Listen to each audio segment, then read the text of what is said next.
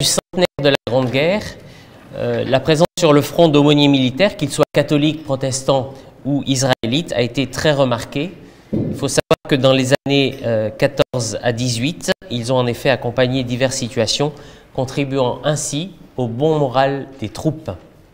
Alors, le rôle des aumôniers militaires dans la Grande Guerre se devait donc d'être rappelé à l'heure du centenaire de ce premier conflit mondial. Alors, ces religieux, qu'ils soient curés, rabbins ou pasteurs, se sont résolument engagés sur le front, soit secouristes afin d'assurer soins et transport des blessés, soit dans le but d'apporter le réconfort humain et spirituel aux combattants. Alors, l'exposition que nous allons vous présenter n'est pas la seule qui existe, puisqu'il existe de nombreuses expositions qui ont vu le jour ces dernières années. L'action des aumôniers, de façon générale, a souvent été remarquable et il était bon que ce soit relaté dans diverses manifestations ou expositions.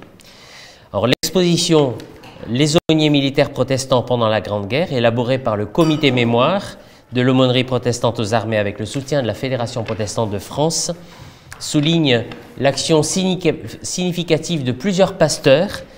Et vous verrez dans l'exposition un focus sur Adolphe Méchinet de Richemont, Daniel Santenac, Freddy Durleman, Henri Nick, Victor Rivet ou encore Théodore Westphalt, et puis de nombreux autres témoignages ou extraits de correspondances qui nous permettent de saisir plusieurs aspects finalement de leur ministère en tant qu'aumônier militaire.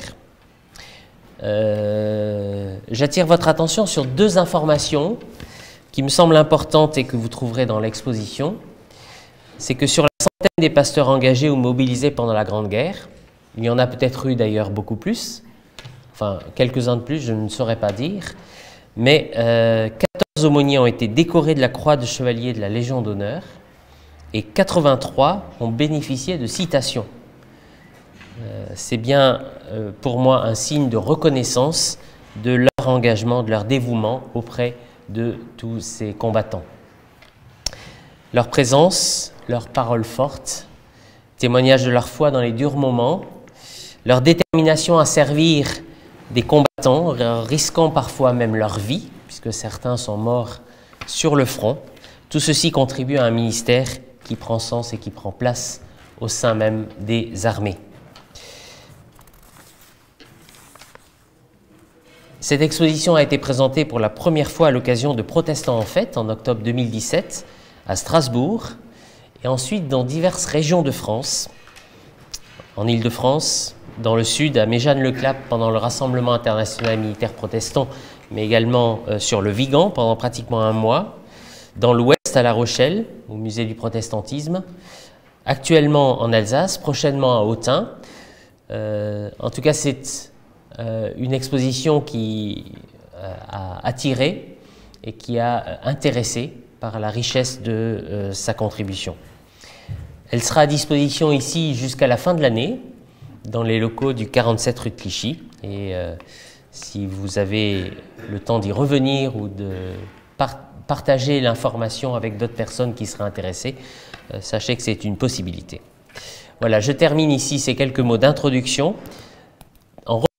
Le comité mémoire, même si tout à l'heure il y aura d'autres paroles qui leur seront adressées.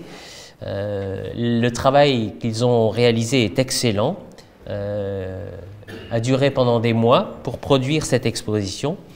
Et je laisse maintenant la place au président de ce comité mémoire, le docteur et aumônier Jacques Richard, qui va vous donner quelques éléments à la fois de réflexion et de présentation.